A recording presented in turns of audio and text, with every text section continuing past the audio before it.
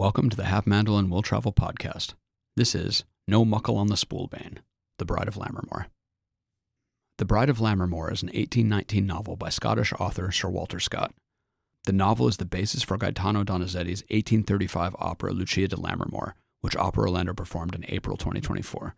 I did a whole long thing about it. I really liked the opera and it made me curious about the source material.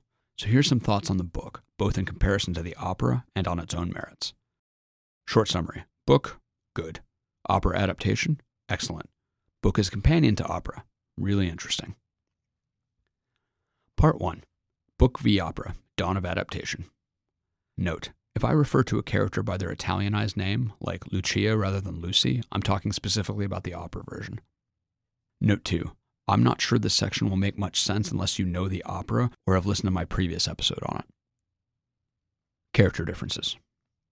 The opera cut out a lot of the book's characters, the most obvious being Lucy's parent, Sir William Ashton, and Lady Ashton. The Marquis of A Machiavellian politician manipulating basically everyone, is also absent. Lots of other minor characters have been dropped. The opera's main antagonist, Lucia's brother Enrico, is an extremely minor character in the novel. He's just her spoiled and annoying teenage brother, and he has nothing to do with the events of the book. The person who pressures Lucy to break off her engagement to Edgar is the, let's say, formidable Lady Ashton. The opera's Enrico is an amalgamation of her, Sir William, and Lucy's older brother, Captain Sholto. Lucia's doomed husband Arturo, barely a presence in the show, is Bucklaw in the novel, who is a pretty major character introduced early on as an ally of Edgar. Framing. While most of the events in the opera are from the book, the entire thing is framed slightly differently. The main protagonist of the book is definitely Edgar, and he and his servants get far more page time than anyone else. This is in contrast to the opera where the narrative point of view is bent towards the Ashtons. Also, the conflict between Edgar and the Ashtons has a different character in the novel and has been somewhat depersonalized. There's a lot of political maneuverings in the book, and both the Ashtons and Edgar feel more at the mercy of larger forces beyond their control, with both, for example, being continuously manipulated by the Marquis of A, who is technically Edgar's kinsman.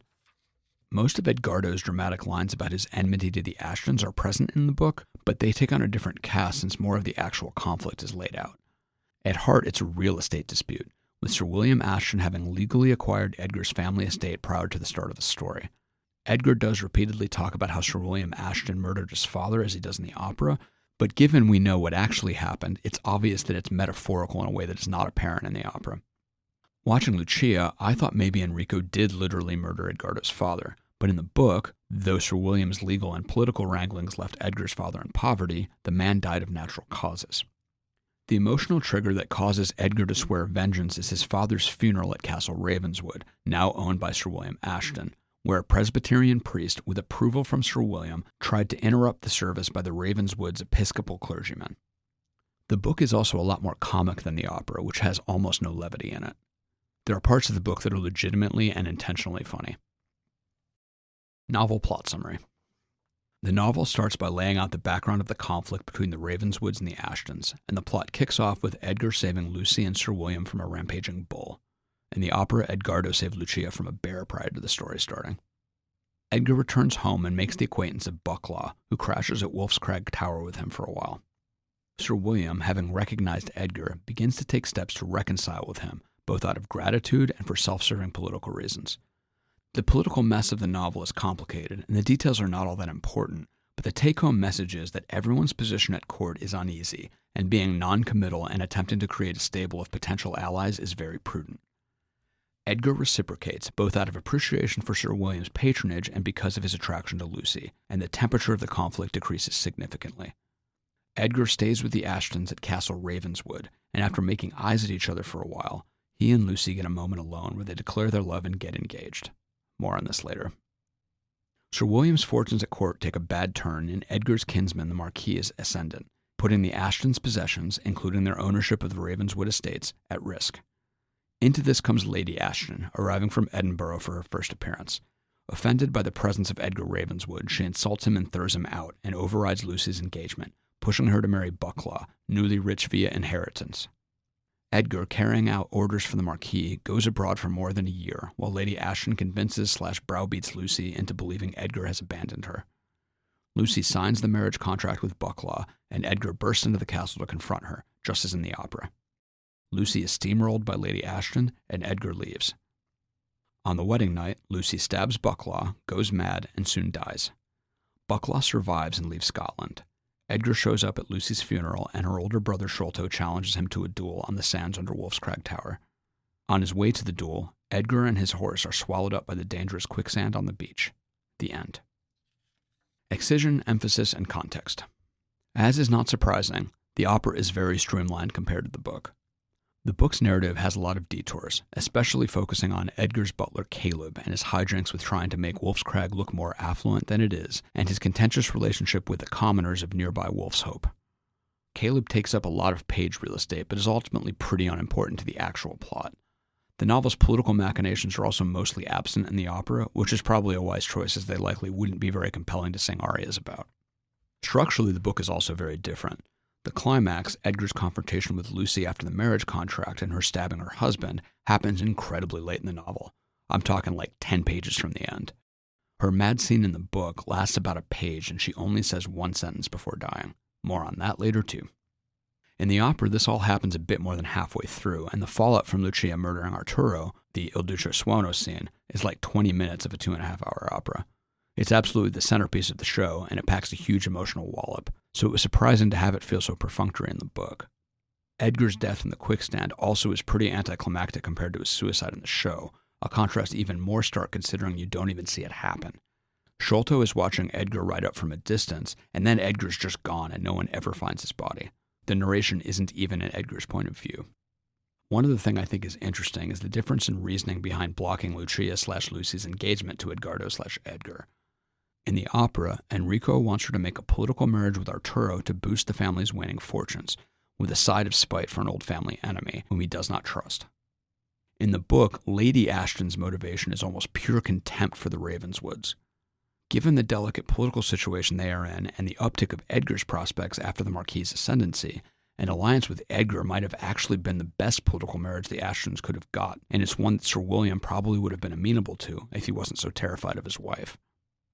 A lot of the smaller stuff I thought was kind of strange in the plotting of the opera made a lot more sense in the book, both due to the differences in setup and the added context a novel can provide. For example, Lucy's insistence to Edgar that they keep their engagement secret was really defensible in the novel, where she wanted to delay the announcement until after Edgar had met her mother and had the chance to win her over. In the opera, since the obstructor was Enrico, who already knew Edgardo, the proposed delay was just because, shrug? Also, the opening scene of Act 2, where Enrico challenges Edgardo to a duel, is kind of odd in the opera, as nothing ever comes of it since Edgardo kills himself after Lucia dies. It was kind of a weird unresolved plot thread. In the novel, Lucy's brother Sholto challenges Edgar to a duel after Lucy's funeral, and it's on the way there that Edgar dies. Considering how Edgar's fate was changed in the opera, I wonder why the authors thought they needed to include that scene and put it where it is, considering it doesn't have any impact on what follows. Part 2. The book. The Bride of Lammermoor is a pretty easy read, and it's not very long, being just over 200 pages. It's a little digressive in that it spends a lot of time with the common folk who aren't very important to the actual plot. As I said in my Moby Dick essay, I personally have a rather high reading tolerance for a narration just kind of dicking around, but your mileage may vary. And I must mention, while it is generally a quick read, some of the commoners, in particular Caleb, who you spend a lot of time with, speak in really strong Scottish brogues that are written in an almost Dickensian I dialect, and they can be very hard to parse. I have more to say about this later, but here's a small taste from Caleb. And good right ye sold gang away as true man, and so ye shall. What? Part 3. The framing narrative. The beginning of this book is strange. In the plot summary, I said the novel starts with a description of the conflict between the Ashtons and the Ravenswoods. This isn't quite true. There's actually a framing narration, possibly two. There's an introduction that tells how this story is the tale of Janet Dalrymple, forced to marry David Dunbar despite being secretly engaged to Lord Rutherford. She stabbed Dunbar on her wedding night and then died 2 weeks later. Whether this story is true or folklore, I honestly can't really tell. The references to it online are all kind of circular and most refer to the Bride of Lammermoor, so I don't know if these references are saying the story is true because the introduction to the book says it is. The introduction spoils the entire plot and even reveals the only thing Lucy says after she stabs Bucklaw. Then Chapter 1 starts in first person with a long introduction of a character named Dick Tinto, a struggling artist. it becomes clear that the narrator is not Walter Scott, but a character named Peter Patterson, a longtime friend of Tinto. Patterson is a writer, and he relates some of his conversations with Tinto about the quality of his own writing. In one rather funny aside, Patterson shares an extremely long dialogue section between him and Tinto, where Tinto criticizes how much pointless dialogue Patterson includes in his narratives. The characters talk in extremely long and kind of clunky paragraphs, with Patterson initially making the argument that character is revealed through dialogue, and then concluding that Tinto is right, and he should put less of it in his work. After he says this, the amount of dialogue in the chapter reduces immensely. It's very funny, in sort of a Charlie Kaufman meta-joke kind of way. Patterson then goes on to say that Tinto had spent some time in Lammermoor Hills and compiled notes about a tragic story from the castle there, which Patterson has decided to compile and write down in memory of his now dead friend. This is very weird, especially given that we just had an introductory chapter talking about the Dalrymple legend. Was that introduction Walter Scott the author speaking, or was it supposed to be Peter Patterson the narrator? The Dalrymple family estates, from what I can tell, aren't in the Lammermoor Hills, meaning the tale Tinto heard at Lammermoor isn't diegetically the same as the one from the introduction. So was the introduction intended to be part of the text, or was it added later as a true introduction external to the narrative, similar to how critical editions of classics have essays at the beginning, generally spoiling the entire thing? Did the initial publication of Bride of Lammermoor include this introduction? I honestly don't know, and this being a relatively minor novel, I can't really figure it out. If the introduction is part of the text, why not just make it the framing narrative rather than giving all the details and then layering another framing narrative with different names attached? Another weird thing is how much Chapter 1 reminded me of the first chapter of Hawthorne's The Scarlet Letter, which I read in January. That book starts with a very long first-person framing device of a customs agent who, after like 35 pages of describing the customs house, finds the Scarlet Letter and some really bare-bones notes of what happened with it more than 70 years later. The unnamed narrator, a writer by vocation, decides to write his own version of the events, explicitly acknowledging that he's going to have to make up some details. When I read it, I had a lot of the same questions I had when I later read The Bride of Lammermoor. Why the framing narrative? Why self-consciously acknowledge that a fictional narrator is just making this up from another fictional character's notes? From a plot and theme perspective, both The Scarlet Letter and The Bride of Lammermoor work just fine without the first chapter, and neither the customs house agent nor Peter Patterson come back again at the end to wrap up. I read these two books within 3 months of each other through sheer coincidence. It's weird to see such a similar and strange opening chapter in both novels so close together. From what I can find online, it seems Nathaniel Hawthorne was a big fan of Sir Walter Scott, and told his, Hawthorne's, sister in 1820 that he had read all of Scott's novels except The Abbot, which had just been published. Recall that Lammermoor was from 1819, so if Hawthorne wasn't exaggerating, he definitely read it. Is The Scarlet Letter's unusual opening an homage to The Bride of Lammermoor? Honestly, I kind of hope so. It would be like accidentally stumbling on a fun historical Easter egg. Or maybe I'm a lunatic about a week away from a conspiracy board. Part 4. Lucy. After seeing Lucia di Lammermoor, I wondered if Lucia was as passive in the novel as she was on stage. And the answer is no. She's way, way, way more passive in the book. At times she feels like barely a character, and I do believe this was deliberate on Scott's part. I think a quick examination of Lucy's first appearance in Chapter 3 gives a hint at the author's dramatic intent. Lucy is first introduced when her father hears her singing. After she finishes, there's a rather long description of her that focuses on her passivity, describing her as being, quote, of a temper soft and yielding, who, mixed with stronger and more ardent minds, is borne along by the will of others, with as little power of opposition as the flower which is flung into a running stream, unquote. The narration relates a rather dismissive assessment from her mother, who is not physically present. Lady Ashton has 9 lines and 220 words of dialogue. Then Lucy's father enters her chambers and asks her this, quote, "So Lucy," said her father, entering as her song was ended, "does your musical philosopher teach you to condemn the world before you know it? That is surely something premature. Or did you but speak according to the fashion of fair maidens, who are always to hold the pleasures of life in contempt, till they are pressed upon them by the address of some gentle knight?" Unquote. The text does not give Lucy any lines in response, merely saying in summary, quote, "Lucy blushed, disclaimed any inference respecting her own choices being drawn from her selection of a song, and readily laid aside her instrument at her father's request that she would attend him in his walk." Unquote. Lucy and Sir William take a walk in the forest and soon encounter Norman, the forester. Sir William asks him a rather banal question, and the two have a full scene of dialogue with Norman saying 17 lines and 309 words. Lucy is the title character and one of the drivers of the entire plot, but the narration actively dodges giving her a voice during her introduction, yet immediately gives long speaking parts to one character who is not even present and one incredibly unimportant character we will never see again. And at least 75% of Lucy's lines in her first chapter are her explaining to her father who another character is. This is really revealing, especially given Chapter 1's whole thing about how prone the narrator is to writing too much dialogue for his characters. In the 16 chapters that Lucy speaks in, there are only 5 where she says more than 5 lines.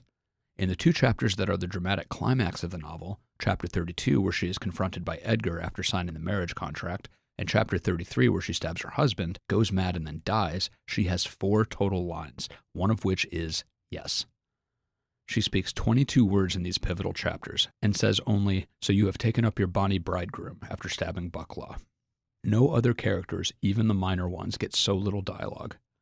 Lady Ashton, who does not even appear until about 70% through the book and is only present in 4 chapters, says almost 6 times as many words as Lucy does in those chapters, 1438 versus 256, and that doesn't even count her in absentia lines in Chapter 3. The fact that this erasure is so singular to Lucy and so obvious that it even occurred to me to count her lines is telling, and the above doesn't even take into account how many times the narrator just gives a third-person summary of what she replied to a spoken line from another character, or how many of her lines are just conversational connective tissue, or, like in Chapter 3, pure exposition. In my piece on the Lucia opera, I refer to Lucia as an object to be pitied or fought over. I don't think she even rises to that level in the novel. As I mentioned above, the book's conflict between Edgar and the Ashtons is less personalized than in the opera. Pretty much every other character in this novel, major or minor, is strongly characterized, but not Lucy. The opera gave me more of a sense that no one was listening to her, but in the book she's either blown around by the will of others or is just not present, even when she's standing there. Some of that, admittedly, is because in the opera, even if Lucia has no lines for a while, she is still visible on stage, where a book character can completely fade if they're not the focus of the narration. Lucy's timidity and mutability in the face of stronger characters, traits which none of the characters nor the narrative dispute, actually makes Edgar come across as less of a dick when he thinks she's gone back on her word by signing the wedding contract. In the opera, Edgardo just seems like he's being incredibly self-centered and unempathetic to what was just inflicted on her. In the book, this possibility occurs to him way earlier, that so ductile is Lucy's might, and absence or difficulties be induced by the entreaties or influence of those around her to renounce the engagement she had formed. So in that context, her signing the marriage contract with Bucklaw is the fulfillment of Edgar's deep-seated and apparently accurate anxiety. Part 5. Lucy and Edgar. Lucy and Edgar's relationship is handled with some rather funny ambiguity. It's really apparent, and magnified by the black hole that is Lucy's inner world, that she and Edgar don't really know each other at all. They barely speak before they declare their love and get engaged. They've been in each other's presence a few times, but when they are finally alone together, there's literally 1 page of dialogue, which is all basically Edgar saying he is going to leave Scotland and Lucy getting upset, followed by this seemingly important key to their courtship that is presented in fucking summary. Quote, "Lucy wept on, but her tears were less bitter. Each attempt which the master made to explain his purpose of departure only proved a new evidence of his desire to stay, until at length, instead of bidding her farewell, he gave his faith to her forever, and received her troth in return." Unquote. And I don't think this is romantic shorthand either. In the next chapter, they actually start to get to know each other, though of course we don't see any of the dialogue, and the narration says this, quote, "Thus, although their mutual affection seemed to increase rather than to be diminished as their characters opened more fully on each other, the feelings of each were mingled with some less agreeable ingredients." Unquote. Which is natural enough, I guess, for young love, but then the narrator says this, quote, "If indeed they had so fully appreciated each other's character before the burst of passion in which they hastily pledged their faith to each other, Lucy might have feared Ravenswood too much to have ever loved him, and he might have construed her softness and docile temper as imbecility, rendering her unworthy of his regard." Unquote. Which is honestly pretty funny, and I think deliberately so. It's definitely possible that Pattiason, the narrator, thinks these two are being idiots. Part 6. Bucklaw. I'm actually really glad Bucklaw survived his stabbing in the book. As I mentioned above, his opera counterpart Arturo is just sort of standing there for a few minutes and then dies off stage. Bucklaw, though a little impetuous, is at heart a pretty good guy. Sure, he is angry at Edgar for how insultingly he was thrown out of Wolf's Crag, but he isn't unjustified. He never finds out that Caleb shut him out of the castle without Edgar's knowledge or direction. And even when Lady Ashton is pushing for him to marry Lucy, he still doesn't feel right about how she's being pressured to marry him while she's still engaged to Edgar, and he doesn't want to marry her if she doesn't really want to. The narrator says that Lady Ashton, quote, was well aware that if Bucklaw once saw any reluctance on her daughter's part, he would break off the treaty, unquote. And despite his personal conflict with Edgar, he still won't let Lucy's brother stab him dishonorably when Edgar shows up to confront her. He shall have nothing but fair play, he says. Part 7. Comedy and Commoners. The book doesn't have the mournful ominousness of the opera, where it's really clear early on that this is going the Romeo and Juliet route. Walter Scott, or technically Pattiason, I guess, has a light touch, and there's some definite silliness in amusing descriptions, like when Sir William realizes that next to the Marquis's incoming carriage is his pissed-off wife's, and he doesn't really know who he would rather deal with first. Quote, Sir William's only chance now remaining was the possibility of an overturn, and that his lady or visitor might break their necks.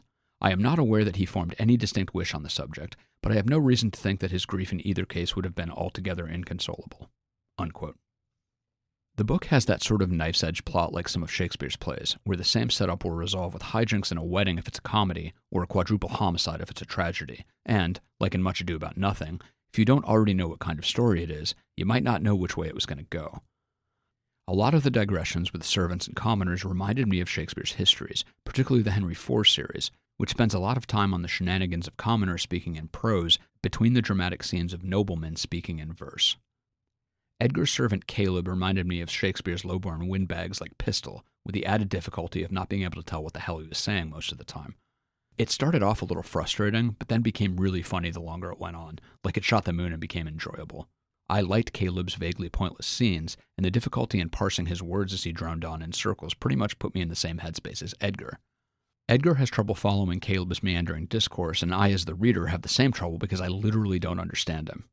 It got easier as the book went on, but right when I thought I was getting good at what the narrator described in a different context as hammering out all the sense and almost all the words, I'd get hit with something like this. Jean mun baith sing her psalms and busk her cockernerney the gaff the Guderman likes, and nae their gate, for he's master and mayor at hame. I can tell you, Mr. Balderston. Aye, and does he guide the gear too? Said Caleb, to whose project's masculine rule boded little good. Ilk a penny on it, but he'll dress her as dink as a daisy, as you see. Says she has little reason to complain. Where there's ane better eff, there's 10 war. What? By the end, I was smirking as soon as Caleb showed up, sure I wouldn't understand half of it. And then it caught me off guard when in chapter 13, at a point when he thought he was about to get roughed up, he made this shockingly coherent speech. Your master has acted with becoming civility and attention in forwarding the liquors, and I will not fail to represent it properly to my Lord Ravenswood. And my lad, you may ride on the castle, and if none of the servants are returned, whilk is to be dreaded, as they make day and night of it when they are out of sight, ye may put them in the porter's lodge, whilk is on the right hand of the great entry. The porter has got leave to go see his friends. Say you will met no end to steer ye. Did Caleb just drop his accent? It comes back with a vengeance later, so I don't quite know what to make of this, but I actually laughed out loud when I realized there was a possibility he had been hamming up his accent the whole time. Part 8. Conclusion.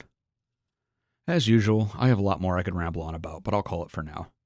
The Bride of Lammermoor is a good book, but I'm not sure it's essential. If I had to recommend one Walter Scott book, it would probably be Ivanhoe, but this was enjoyable and really interesting as a companion to the opera. I'm glad I read it, and it really made me see how good of an adaptation Lucia di Lammermoor is. The creators picked the strongest emotional thread, ran with it, and made some really smart adaptational changes and simplifications to support it. That they got Il Duce Suono from 4 paragraphs of chapter 34 in this book is a minor miracle. So I'd say read this if you have a soft spot for 19th century Scottish literature, or if you enjoyed Lucia di Lammermoor and want a different take on it. Originally published June 25th, 2024. This has been the Have Mandolin Will Travel podcast. I'm Matt Giuliano, and I hope you've enjoyed this piece. Check out havemandolinwilltravel.com for a look at some of my other projects and to hear my music. Cheers, and happy listening.